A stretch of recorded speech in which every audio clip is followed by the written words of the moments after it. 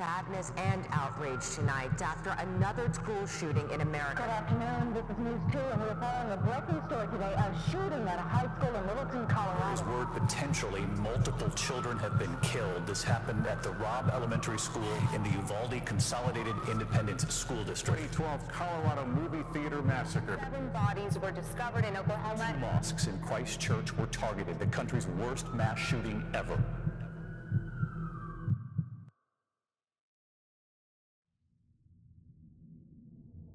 Hello everyone, welcome to part 2 of my ongoing Halloween series.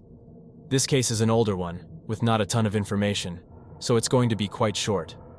I definitely apologize for that, but I still found this case to be very interesting, which is why I decided to cover it anyway. I really hope you enjoy it. While children, teens, and adults alike dressed up as zombies, vampires, and mummies on Halloween weekend of 1982, no one knew a real monster was walking among them up and down the streets of Fort Dodge, Iowa. That Saturday, October 30th, 1982, 69-year-old Marvin Brandland, along with his wife Ethel, were handing out candy to the many trick-or-treaters in their neighborhood. Marvin and Ethel had enjoyed 46 years of marriage together at this point in 1982, and they also owned a carpet servicing business together for many years. Marvin was also a World War II Army veteran.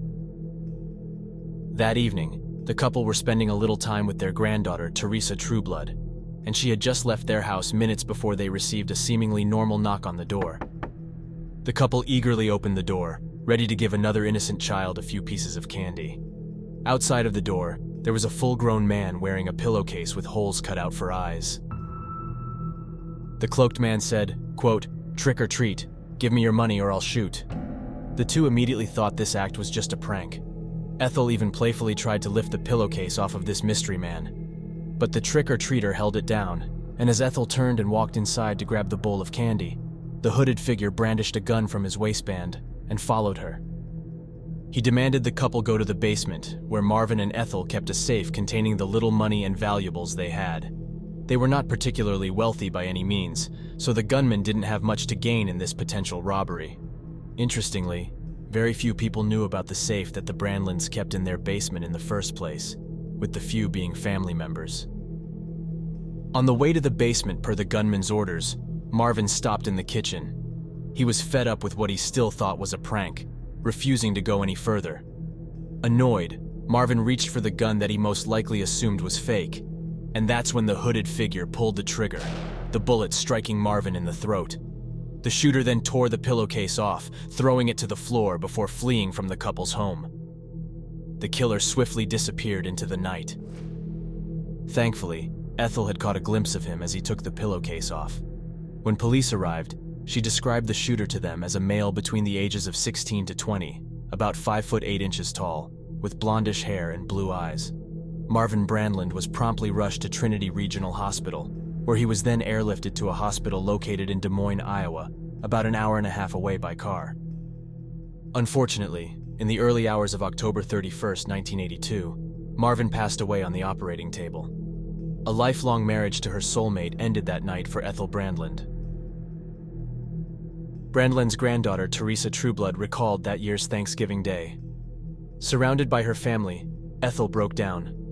When speaking about her grandmother, Teresa said, quote, "She was eating, and she just quit eating and she broke down and she cried and cried and cried. And you know, I'll never forget when they carried her out in her chair." Sadly, Ethel Brandland passed away just 8 months after that last Thanksgiving with her family, on July 20th, 1983. Teresa said, quote, "We will always say she died of a broken heart because she didn't want to be by herself."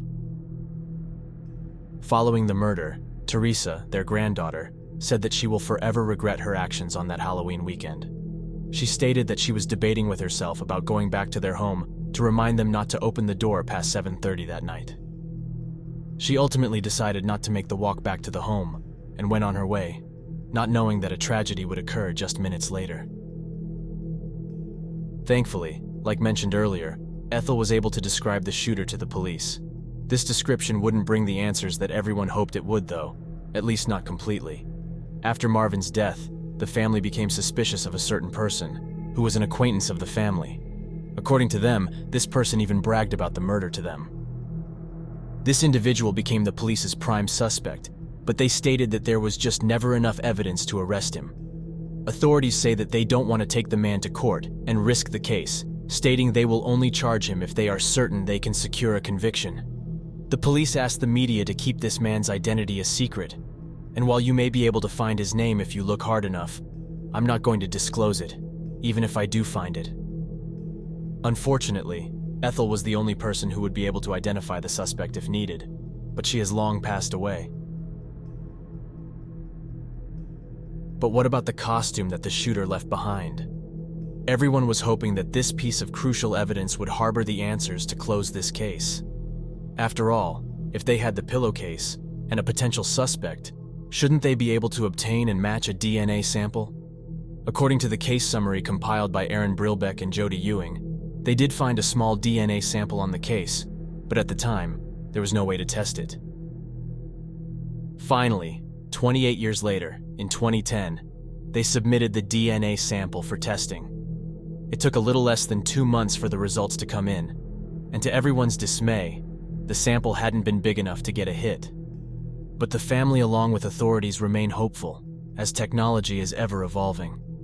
Unfortunately, I didn't find any source that states they have attempted to retest the DNA sample recently, but like the family and police, I'm hopeful that it will become a possibility one day. If you happen to have any information about the unsolved case of Marvin Brandland's murder, please contact the Fort Dodge Police Department at 515-573-1426 or the Iowa Division of Criminal Investigation at 515-725-6010. Thanks again for watching through the video. I know it was extremely short, but I hope that it gave you some entertainment.